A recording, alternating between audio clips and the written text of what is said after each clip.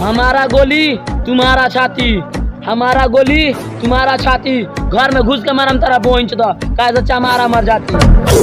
अबे ई महान पूरा देशवा के शान लिखी संविधान बन गइले भगवान। अरे सुन ले बेटा, चमार कहबे तो सालेम। अरे पेड़ से सुन ले बेटा, चमार कहबे तो सालेम। अगर हमरा भीम जी के कुछ कॉलेज नु तोरा बहन के लगन लेकर रहलेम। धत साला, भीम बोलने से इज्जत कम नहीं होता। डॉक्टर भी कंफ्यूज हो जाएगा, छाती में थोड़ा पीतर भर देंगे। डॉक्टर भी कंफ्यूज हो जाएगा, छाती में थोड़ा पीतर भर देंगे। ए बेटा, अगर कोई गलतफहमी में हो तो निकाल देना, नहीं तो घर से निकलने से पहले मार देंगे।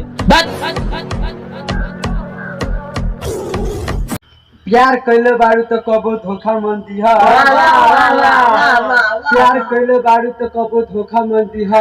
चमार जी के लइका कबो मौका मिली तो टांग के ले।